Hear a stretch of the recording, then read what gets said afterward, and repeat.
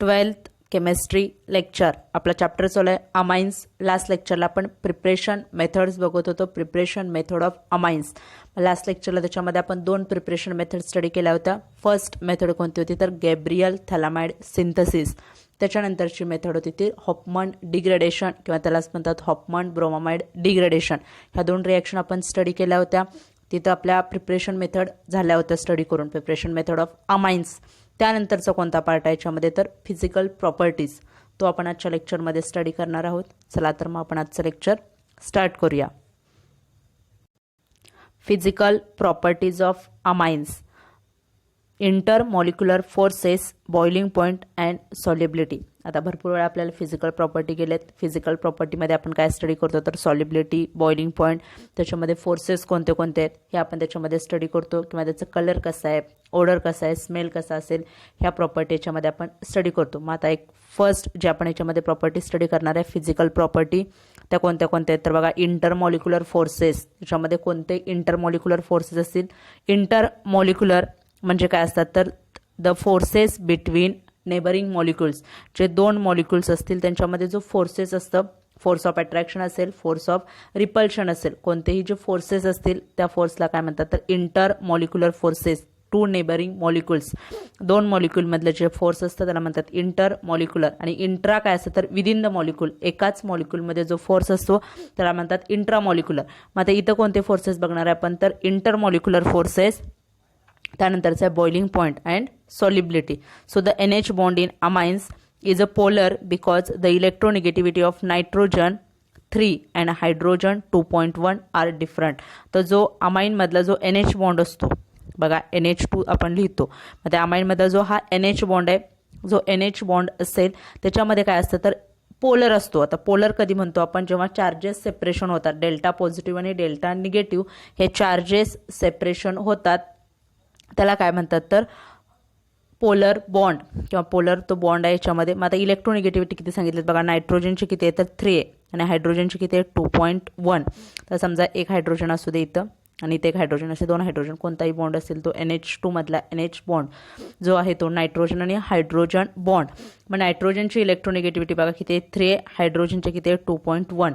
जास्त कशाची आहे तर नायट्रोजनची इलेक्ट्रोनिगेटिव्हिटी जास्त आहे, त्याच्यामुळे ह्याच्यामध्ये इलेक्ट्रोनिगेटिव्हिटीमध्ये डिफरन्स असेल तर याच्यामध्ये काय होतं तर चार्जेस सेपरेशन होतं, पार्शल निगेटिव्ह चार्ज आणि पार्शल पॉझिटिव्ह चार्ज सेपरेशन होतं. So due to the polar nature of NH bond primary and secondary amines have intermolecular hydrogen bonding.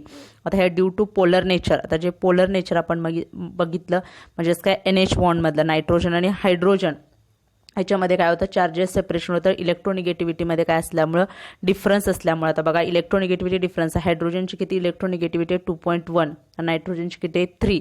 पण हायड्रोजनवर काय येईल डेल्टा पॉझिटिव्ह आणि नायट्रोजनवर काय येईल चार्ज डेल्टा निगेटिव्ह चार्ज, कारण नायट्रोजन जास्त इलेक्ट्रोनिगेटिव्ह आहे.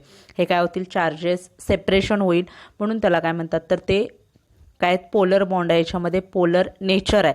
फक्त कशामध्ये असेल आता हे प्रायमरी किंवा सेकंडरी अमाइन. प्रायमरी अमाइनमध्ये NH2 फंक्शनल ग्रुप असतो, त्यामुळे दोन तिथं बॉन्ड येऊ शकतात. हायड्रोजन बॉन्ड दोन असतील आणि तिथं एक असेल, किंवा सेकंडरी अमाइनमध्ये काय असतं तर NH फंक्शनल ग्रुप त्याच्यामध्ये. पण टर्शरी अमाइन्समध्ये काय नसतात, जे नेचर त्याचं जे पोलॅरिटी त्याच्यामध्ये असेल किंवा पोलर नेचर टर्शरी अमाइन्समध्ये का नसतं, कारण टर्शरी अमाइनमध्ये NH बॉन्ड अब्सेंट असतो. टर्शरी अमाइनमध्ये फंक्शनल ग्रुप कोणता असतो फक्त nitrogen.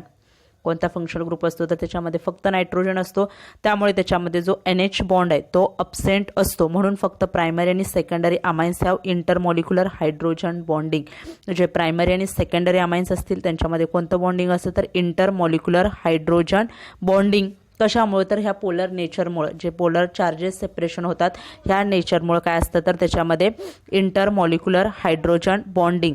The intermolecular hydrogen bonding is to greater extent in primary amine than in secondary amines. आता बघा जे hydrogen bonding is to a greater extent in primary amine than secondary amines. आता जास्त intermolecular hydrogen bonding कशात आहे तर primary amine, कशापेक्षा secondary amine. का तर नायट्रोजन प्रायमरी अमाइनमध्ये किती असतात NH2, म्हणजे इथं काय दोन आहेत, त्यामुळे इथं जे इंटरमॉलिक्युलर हायड्रोजन बॉन्डिंग असेल ते काय असणार जास्त as compared to NH functional group secondary amines. सेकंडरी अमाइन्सपेक्षा प्रायमरी अमाइन्समध्ये जे इंटरमॉलिक्युलर हायड्रोजन बॉन्डिंग असतं ते काय असतं, मोर असतं. सो तेच म्हटलंय, the intermolecular hydrogen bonding is to greater extent in primary amine than in secondary amines, because the primary amines have two hydrogen atoms bonded to nitrogen for hydrogen bond formation. तेच reason सांगितले, जे primary amines आहेत त्या primary अमाइनमध्ये किती hydrogen bond असतात, तर 2 hydrogen atoms attach to the nitrogen. 2 hydrogen atom नायट्रोजनला attach असतात, त्यामुळे त्याच्यामध्ये हायड्रोजन बॉन्ड तयार करण्यासाठी किती अवेलेबल असतात हायड्रोजन, तर 2 हायड्रोजन अवेलेबल असतात. त्यामुळे त्याचं इंटरमॉलिक्युलर हायड्रोजन बॉन्डिंग काय असतं, greater in primary amines than secondary amine.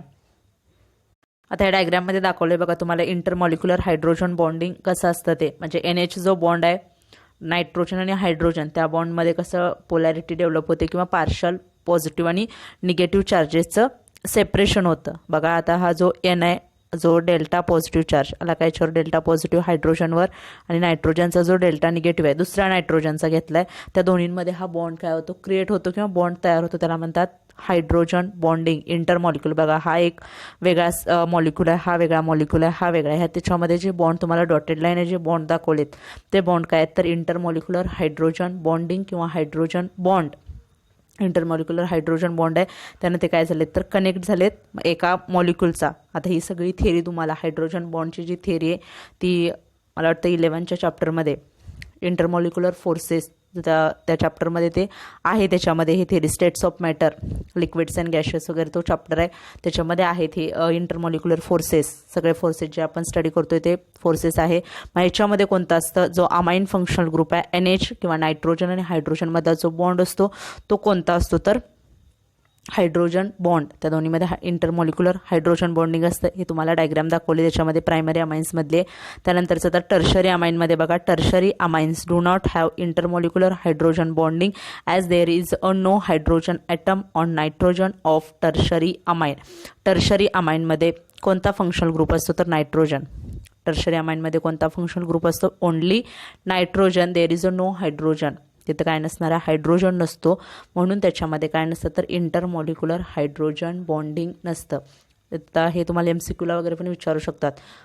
Intermolecular hydrogen bonding in absent in काय, तर बघा intermolecular hydrogen bonding is absent in, आणि खाली तुम्हाला ऑप्शन्स असतील primary amines, secondary amine, tertiary amines किंवा अजून काहीतरी असेल असं. मग याच्यामध्ये टर्शरी अमाइनमध्ये काय असतं, तर इंटरमॉलिक्युलर हायड्रोजन बॉन्डिंग अब्सेंट असतं, त्याच्यामध्ये इंटरमॉलिक्युलर हायड्रोजन बॉन्डिंग नसतं. म्हणून म्हटलंय बघा, tertiary amines do not have intermolecular hydrogen bonding as there is no hydrogen atom. त्याच्यासाठी रिझन पण आहे, there is a no hydrogen atom on nitrogen of tertiary amine. Tertiary अमाइनचा जो नायट्रोजन असतो त्याच्यामध्ये काय नसतं, तर हायड्रोजन नसतो, फक्त ओनली नायट्रोजन असतो, म्हणून त्याच्यामध्ये काय नसतं, तर इंटरमॉलिक्युलर हायड्रोजन बॉन्डिंग नसतं.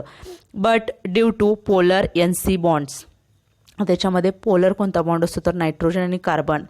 बघा पोलर बॉन्ड कोणता असतो, तर nitrogen and carbon NC bond, म्हणजे नायट्रोजन आणि हायड्रोजन नाही आहे, पण बाकीचा R ग्रुप तर त्याला अटॅच असू शकतो. हे 3 काय असतात, R ग्रुप अटॅच असतात. म्हणजे R म्हणजेच कोणतं, तर अल्किल ग्रुप. कार्बन असणार आहे तिथं C, कार्बन किंवा R अल्किल ग्रुप C असेल, मध्ये तर बॉन्ड कोणता क्रिएट होईल, तर NC bond. So but due to polar NC bond, कारण इथं पण काय होतं, नायट्रोजन आणि कार्बनच्या इलेक्ट्रोनिगेटिव्हिटीमध्ये डिफरन्स असतो, त्यामुळे त्याच्यामध्ये जो बॉन्ड असणार आहे तो कोणता असतो, तर पोलर बॉन्डच असतो. So tertiary amines are polar molecules. Tertiary amine पण काय आहेत, तर पोलर मॉलिक्युल्स आहेत, पण इंटरमॉलिक्युलर हायड्रोजन बॉन्डिंग नाही आहे त्याच्यामध्ये.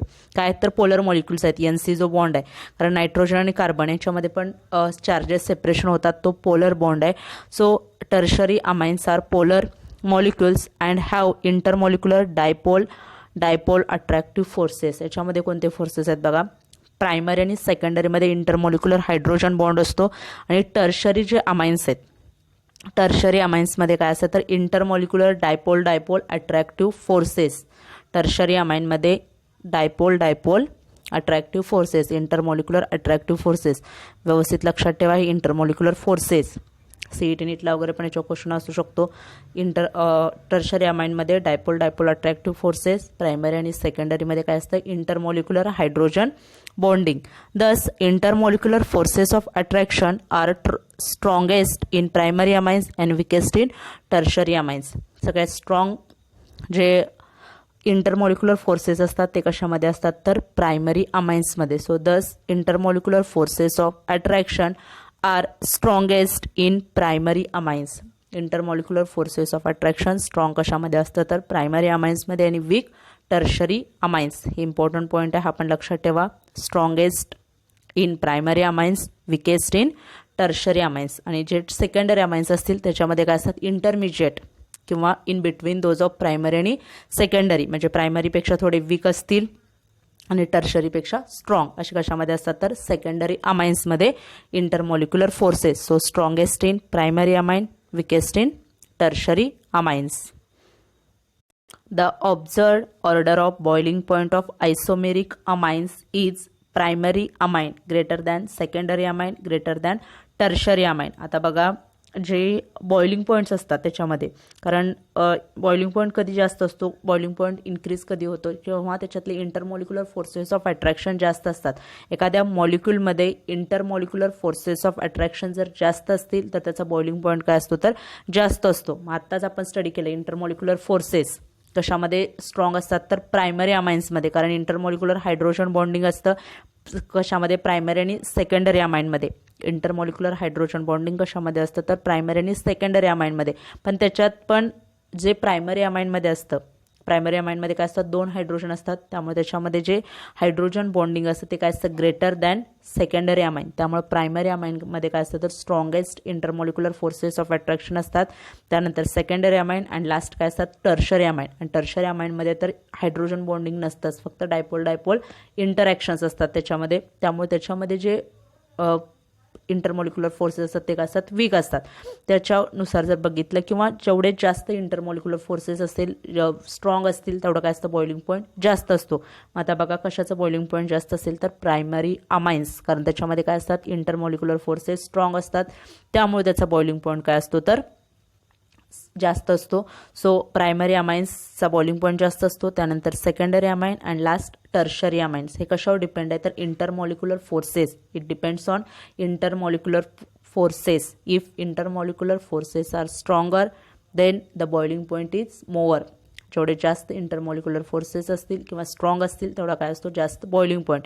त्यामुळं प्रायमरी अमाइनमध्ये काय असतात तर जास्त बॉइलिंग पॉईंट असतो. त्यानंतर secondary amine and last tertiary amine. Tertiary अमाइनचा बॉइलिंग पॉईंट काय असतो कमी असतो. तर हा टेबल बघणार आहे आपण, सिरियल नंबर 1, 2, 3 दाखवले ते बघूया नंतर. It can be explained on the basis of intermolecular forces in them. आता मी सांगितलं त्याच्यानुसार ते आपण एक्सप्लेन केले. इंटरमॉलिक्युलर फोर्सेस जास्त असतील इंटरमॉलिक्युलर फोर्सेस तर काय असतं तर बॉइलिंग पॉईंट जास्त असतो. The lower aliphatic amines are gases. आता आधी आपण चार्ट बघूया त्यानंतर हे सांगते तुम्हाला. आता बघा हा table, boiling point of alkane, alcohol and amines of similar molar mass. आता हे बॉइलिंग पॉईंट दिलेत. आता पहिले सिरियल नंबर बघा 1, 2 आणि 3 जे सिरियल नंबर आहेत NH2, NH आणि N हे तुम्हाला दिसतंय. पहिले 3 फक्त बघा जे फक्त आपण बघितले प्रायमरी, सेकंडरी आणि टर्शरी अमाइन्ससाठी जो रूल बघितला. प्रायमरी अमाइन्समध्ये अमाइन्सचा बॉइलिंग पॉईंट काय असतो जास्त, then secondary amine and last tertiary amine. मग आता याच्यामध्ये प्रायमरी अमाइनमध्ये काय तर NH2 आहे. प्रायमरी अमाइनमध्ये काय बघा NH2 फंक्शनल ग्रुप आहे म्हणजे हे काय प्रायमरी अमाइन, NH आहे म्हणजे हे काय असणार आहे सेकंडरी अमाइन, आणि हे काय तर फक्त नायट्रोजन आहे याच्यामध्ये म्हणजे काय हे टर्शरी अमाइन. बघा हे झालं प्रायमरी, सेकंडरी आणि टर्शरी. तर याच्यामध्ये बॉइलिंग पॉईंट बघा, याच्या काय जे बॉइलिंग पॉईंट दिलेत ते बॉइलिंग पॉईंट आपण बघूया. तर इथे काय दिले मोलर मास, प्रत्येकाचं मोलर मास बघा 73 आहे. हे एक तुम्हाला माहिती आहे कन्सेप्ट.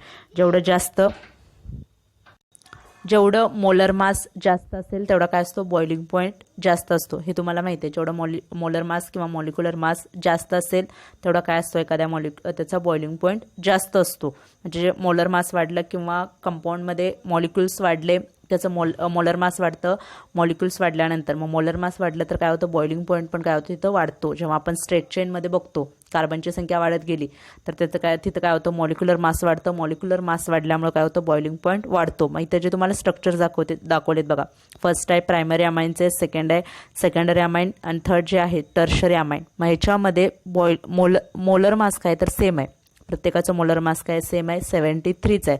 फक्त बॉइलिंग पॉईंटमध्ये बघा काय सांगितले, 335. पहिले जे आहे 350.8 केल्विन, त्यानंतर 329.3 केल्विन आणि 300 लास्ट जे 310 310 आणि बघा 350 329 310 असं टेम्परेचरमध्ये किती डिफरन्स पडतोय बघा. जेव्हा प्रायमरी अमाईन्स असतात त्याचा बॉइलिंग पॉईंट काय जास्त आहे, त्यानंतर सेकंडरी अमाईन त्याच्यापेक्षा लोअर आहे boiling point, lower than primary amine. आणि जे टर्शरी अमाईनचं काय असतं बॉइलिंग पॉईंट सगळ्यात लेस. हे कशावरनं काढता येतं तर जे इंटरमॉलिक्युलर फोर्सेस ऑफ अट्रॅक्शन आहे, जेवढं strong intermolecular forces of attraction असेल तेवढं काय असतं स्ट्रॉंग काय असतं त्याचा बॉइलिंग पॉईंट असतो किंवा मोअर बॉइलिंग पॉईंट असतो. आणि जर intermolecular forces of attraction weak असतील तर बॉइलिंग पॉईंट काय असतो तर लोअर असतो बॉइलिंग पॉईंट. आता तुम्हाला ह्या चार्टमध्ये खाली पण दिलेले आहेत स्ट्रक्चर्स आहेत, C2H5COOH त्याचा मॉलिक्युलर मास आहे 74, बॉइलिंग पॉईंट आहे 414.4 केल्विन. हे सगळे बॉइलिंग पॉईंट केल्विनमधले आहेत. त्याच्यानंतरचं बघा अल्कोहोलचा अल्कोहोलचा बॉइलिंग पॉईंट आहे 74 असेल तर अल्कोहोलचा किती असतो तर 390.3 म्हणजे 319.3 बॉइलिंग पॉईंट आहे. लास्ट NH2चं स्ट्रक्चर आहे बघा CH3CNH2 याचा किती आहे तर 318.15 आणि लास्ट जे स्ट्रक्चर आहे ते काय नॉर्मल अल्केन आहे, त्याच्यामध्ये कोणताच फंक्शनल ग्रुप नाही. अल्केनचं जे स्ट्रक्चर आहे ते तिथं काय बॉइलिंग पॉईंट आहे तर 300.8 असा बॉइलिंग पॉईंट आहे. मॉलिक्युलर मास वगैरे दिले तुम्हाला ह्या चार्टमध्ये. जे आपल्याला लक्षात ठेवायचे ते पहिले 3 अमाईन्सचे जे आहेत प्रायमरी सेकंडरी आणि टर्शरी काय आहेत, प्रायमरी सेकंडरी आणि टर्शरी. प्रायमरी अमाईन्सचा बॉइलिंग पॉईंट काय असतो तर मोर असतो किंवा जास्त असतो बघा, जास्त आहे than secondary and tertiary amines. Primary अमाईन्सचा जो बॉइलिंग पॉईंट असतो तो काय असतो मोर असतो सेकंडरी आणि टर्शरी अमाईनपेक्षा, कारण त्याच्यामध्ये जे इंटरमॉलिक्युलर फोर्सेस ऑफ अट्रॅक्शन असतात ते काय असतात स्ट्रॉंग असतात. The lower aliphatic amines are gases with fishy odour. आता ओडर काय याचं आहे बघा फिशी ओडर. आणि जे लोअर ॲलिफॅटिक अमाईन्स आहेत ओडर कसं आहे फिशी ओडर. आणि लोअर ॲलिफॅटिक अमाईन्स म्हणजे जे लोअर असतील कार्बन नंबर 1, 2, 3चे वगैरे जे अमाईन्स असतील ते अमाईन्स काय असतात तर गॅसेस. द लोअर ॲलिफॅटिक म्हटलं, ॲलिफॅटिक म्हणजे स्ट्रेट चेन असणार आहेत. So the lower aliphatic amines are gases with fishy odour. याचा ऑर्डर कसा आहे तर fishy. Middle members are liquid. आता जे मिडल मेंबर आहेत ते काय आहेत लिक्विड्स आहेत. आणि higher members are solids under ordinary temperature and pressure. बघा आता हे स्टेट दिलेत. जे लोअर ॲलिफॅटिक अमाईन्स असतील ते काय असतात गॅसेस विथ फिशी ओडर. लोअरचे ॲलिफॅटिक अमाईन्स आहेत ते गॅसेस आहेत, त्यांचा स्मेल आहे फिशी ओडर आहे.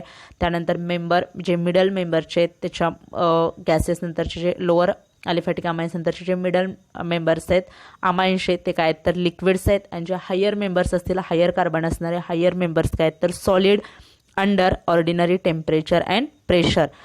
ॲनिलीन and other aryl amines are usually colorless liquids but get colored as they are easily oxidized by air.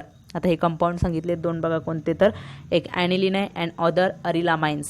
ॲनिलीन and other aryl amines. दुसरे कोणतेही aril amines असतील म्हणजे ॲलिफॅटिक सोडून जे ॲरोमॅटिक अमाइन्स आहेत तर ते amines aniline and aryl amines are usually colourless. कसे असतात तर ते कलरलेस लिक्विड्स बघा म्हणजे मिडल मेंबरला येतील कलरलेस काय आहेत लिक्विड्स आहेत. मिडल जे लोअर सोडून दुसरे असतील मिडल मेंबर जे असतात अमाईन्सचे ते काय असतात तर लिक्विड्स असतात. मग हे काय असतं युजली कलरलेस लिक्विड्स असतात but coloured as they are easily oxidise by air. जेव्हा ते एअरमुळं ऑक्सिडाइज होतं तेव्हा त्याला काय येतो कलर प्राप्त होतो किंवा ते कलर्ड होतात जेव्हा ते ऑक्सिडाइज होतात. कशामुळे एअरमुळे जर ऑक्सिडाइज झालं किंवा ऑक्सिजनमुळे ते जर ऑक्सिडाइज झालं तर त्याला काय होतो कलर येतो. म्हणून काय म्हणतात तर बघा aniline and other aryl amines are usually colourless liquids but get coloured as they are easily oxidise by air. एअरमुळे ते इझिली ऑक्सिडाइज झाले तर काय होतात त्याला कलर प्राप्त होतो किंवा ते कलर्ड होतात. Due to their ability to form hydrogen bond with water molecule lower aliphatic amines are water soluble in water. त्याचा ॲबिलिटी त्याची काय असते तर टू फॉर्म हायड्रोजन बॉन्ड. आता आपण पहिल्यांदाच बघितलं याच्यामध्ये कोणता बॉन्ड असतो तर हायड्रोजन बॉन्ड. मग या हायड्रोजन बॉन्डमुळे काय असतं, वॉटर मॉलिक्यूलला कोणती ॲबिलिटी असते तर lower aliphatic amines are soluble in water. जे लोअर ॲलिफॅटिक अमाइन्स असतात ते वॉटरमध्ये काय असतात, सॉल्युबल असतात. बघा, due to their ability to form hydrogen bond with water, lower aliphatic amines are soluble in water. वॉटरमध्ये ते सॉल्युबल असतात. Solubility of amines decreases with increase in molar mass of amines. जेवढं अमाइन्सचं मोलर मास वाढत जाईल, म्हणजे बघा लोअरपासून ते हायर जातील, म्हणजे जसं कार्बनची संख्या वाढत जाईल तसं काय होणार आहे, ते हायर अमाइन्स होतील. म्हणजेच काय होतं, त्याचं मोलर मास काय होणार आहे, वाढणार आहे. मग जेवढं मोलर मास जास्त असेल तेवढी सॉल्युबिलिटी काय होते, कमी होते. ते इझिली काय होत नाहीत, सॉल्युबल होत नाहीत. जेवढं कमी मोलर मास असेल ते काय होतील, वॉटरमध्ये इझिली सॉल्युबल होतात. So the solubility of amines decreases with increase in molar mass of an amine. जसं मोलर मास वाढलं तर सॉल्युबिलिटी काय होते, डिक्रीज होते. सॉल्युबिलिटी तिथं कमी होते, इझिली ते सॉल्युबल होत नाहीत. Amines due to increase in molar mass of and amines due to increase in of hydrophobic alkyl group. आता जसं मोलर मास वाढत जातं, मोलर मास वाढत जातं म्हणजेच काय होतात, त्याच्यामध्ये अल्किल ग्रुप ॲड होत जातात. जसं की CH3 वगैरे ग्रुप काय होत जातात, एक एक कार्बन आणि हायड्रोजन वाढत जातात, अल्किल ग्रुप वाढत जातात. मग त्यांचं नेचर कसं असतं, हायड्रोफोबिक, वॉटर हेटिंग. हायड्रोफोबिक म्हणजे काय असतं, वॉटर हेटिंग. ते वॉटरमध्ये काय होत नाहीत, सॉल्युबल होत नाहीत. So the molar mass of an amines due to increase in size of hydrophobic alkyl group. त्याच्यामध्ये हायड्रोफोबिक अल्किल ग्रुपची संख्या वाढत जाते किंवा साईज वाढत जाते. हायड्रोफोबिक असतात ते, त्यामुळे वॉटरमध्ये काय होत नाही तर सॉल्युबल होत नाहीत. Aromatic amines and higher aliphatic amines are insoluble in water. हा लक्षात ठेवा, मेन पॉईंट आहे. जे लोअर अमाइन्स असतील, aliphatic amines, lower aliphatic amines water soluble असतात. जसं त्याचं मॉलिक्युलर मास वाढत जाईल किंवा मोलर मास वाढत जाईल तसं ते काय होतात, वॉटरमध्ये इनसॉल्युबल होतात. कारण मोलर मास कशामुळे वाढतं तर जे हायड्रोफोबिक अल्किल ग्रुप आहे त्याच्यामुळे काय होतं, मोलर मास वाढत असतं. हायड्रोफोबिक म्हणजे वॉटर हिटिंग ग्रुपमुळे ते मोलर मास वाढतं, त्यामुळे ते काय होतं, वॉटर हिटिंग असल्यामुळे ते वॉटर इनसॉल्युबल होतं. म्हणून काय म्हटलं, aromatic amines and higher aliphatic amines. फक्त लोअर ॲलिफॅटिक अमाइन्स काय असतात, वॉटर सॉल्युबल, आणि aromatic amines and higher aliphatic amines are insoluble in water. तर खाली तुम्हाला फिगर दाखवले बघा, हायड्रोजन बॉन्डची जे वॉटरसोबत बॉन्ड तयार करतं, hydrogen bonding between amine and water molecule. आता हा तुम्हाला सेंटरला दिसतोय तो हा अमाइन मॉलिक्यूल आहे आणि हा वॉटर H2O, HOH, हा पण HOH, हे वॉटर. तर ह्याच्यामध्ये नायट्रोजनवर काय होतं, डेल्टा मायनस चार्ज असतो. चार्जेस सेपरेशनमुळे, पोलर बॉन्डमुळे हा डेल्टा पॉझिटिव्ह, डेल्टा निगेटिव्ह. इथं काय होतं, ऑक्सिजन आणि हायड्रोजनमध्ये पण लार्ज इलेक्ट्रोनिगेटिव्हिटीमध्ये डिफरन्स असतो. त्यामुळे ऑक्सिजनवर काय येतो, डेल्टा निगेटिव्ह, आणि हायड्रोजनवर काय येतो, डेल्टा पॉझिटिव्ह चार्ज. ह्या चार्जेस सेपरेशनमुळे ह्याच्यामध्ये हायड्रोजन बॉन्ड क्रिएट होतो. ह्या हायड्रोजन बॉन्डमुळे ते काय होतं, वॉटर सॉल्युबल असतं, वॉटरमध्ये इझिली काय होतात, सॉल्युबल होतं. Since NH bond in amines are less polar than OH bond in alcohol. आता जो NH बॉन्ड असतो अमाइनमधला तो काय असतो, less polar than OH bond in alcohol. अल्कोहोलमधला जो OH बॉन्ड आहे त्याच्यापेक्षा जो NH बॉन्ड असतो अमाइन्समधला तो काय असतो तर less polar. The water solubilities of alcohol, amines and alkanes of comparable molar mass in water are in decreasing order. आता ह्याच्यामध्ये मोलर मास दिले बघा, डिक्रीजिंग ऑर्डरमध्ये. सगळ्यात मोलर मास कशात जास्त असतं तर alcohol, then amines and last alkanes. हे डिक्रीजिंग ऑर्डरमध्ये असतात. ते बॉइलिंग पॉईंट आपण मगाशी पण बघितले होते, परत एकदा ते चार्टमध्ये दाखवते तुम्हाला. बघा काय अल्कोहोल्स सगळ्यात जास्त कंपेरेबल, जास्त मोलर मास कशाचं असतं, मोलर मास इन वॉटर, वॉटरमध्ये डिझॉल्व्ह झाल्यानंतर सगळ्यात जास्त अल्कोहोल, त्यानंतर amines and last alkanes. The order of boiling point of alkanes, amines, alcohols and carboxylic acid of a comparable masses in follows. सगळ्यात जास्त काय असतं तर अल्केन्स. बघा अल्केन्स सगळ्यात कमी असतं बॉइलिंग पॉईंट, त्यानंतर अमाइन्स. तर सगळ्यात जास्त बॉइलिंग पॉईंट कशाचं असतो तर कार्बोक्सिलिक ॲसिड. सगळ्यात जास्त बॉइलिंग पॉईंट कशाचं असतो तर कार्बोक्सिलिक ॲसिड, जो COOH ग्रुप आहे त्याचं कार्बोक्सिलिक ॲसिड, त्यानंतरचं अल्कोहोल, त्यानंतर अमाइन अँड लास्ट अल्केन्स. सगळ्यात कमी बॉइलिंग पॉईंट कशाचं असतो तर अल्केन्सचा, ज्याच्यामध्ये कोणताच फंक्शनल ग्रुप नसतो. जास्त कशाचं असणार आहे, कार्बोक्सिलिक ॲसिड, त्यानंतर alcohols, then amines and alkanes. आता बघा ह्या चार्टमध्ये हे जे हा जो ग्रुप दिसतोय तुम्हाला COOH म्हणजे ॲसिड, सगळ्यात जास्त ॲसिडचा बॉइलिंग पॉईंट. पूर्ण ह्या चार्टमध्ये सगळ्यात जास्त बॉइलिंग पॉईंट कशाचा आहे तर ॲसिडचा आहे. त्यानंतर कोणतं सांगितलं होतं, ॲसिड नंतर अल्कोहोल, बघा त्यानंतर अल्कोहोलचा बॉइलिंग पॉईंट सगळ्यात जास्त आहे का अल्कोहोलचा सगळ्यात बॉइलिंग पॉईंट जास्त बघा सगळ्या पूर्ण ह्याच्यात ॲसिड नंतर अल्कोहोल त्यानंतर काय होतं तर स्ट्रक्चर अमाइन्स ॲसिड नंतर अल्कोहोल नंतर काय होतं अमाइन इथे दाखवले बघा तुम्हाला NH2 फंक्शनल ग्रुप अमाइनचा बॉइलिंग पॉईंट 318.15 NH2 म्हणजे अमाइन फंक्शनल ग्रुप आहे बघा हे बघा व्यवस्थित एक्झाम्पल्स सगळ्यात जास्त कशाचा ॲसिडचा त्यानंतर अल्कोहोल नंतर कशाचा असतो अमाइनचा आणि सगळ्यात लेस किंवा सगळ्यात कमी कशाचा असतो बॉइलिंग पॉईंट तर अल्केनचा हे जे तुम्हाला नॉर्मल अल्केन दिले ह्या 4 केसेस बघा सगळ्यात जास्त कशाचा आहे तर ॲसिडचा आहे त्यानंतर आहे OHचा ॲसिड नंतर त्याच्यापेक्षा कमी असतो OHचा अल्कोहोलचा त्याच्यापेक्षा कमी कशाचा असतो NH2चा सगळ्यात कमी कशाचा असतो तर अल्केनचा हे तुम्हाला या चार्टवरनं क्लिअर होतं आता बघा आजच्या लेक्चरमध्ये आपण कोणत्या कोणत्या फिजिकल प्रॉपर्टी स्टडी केल्या तर इंटरमॉलिक्युलर फोर्सेस त्यानंतर बॉइलिंग पॉईंट आणि जे सॉल्युबिलिटी वगैरेची आपण स्टडी केली सॉल्युबल असतं का नाही हे स्टडी केलं तर आजचं लेक्चर आपण इथंच स्टॉप करूया नेक्स्ट लेक्चरला याचा पुढचा पार्ट स्टडी करू थँक्यू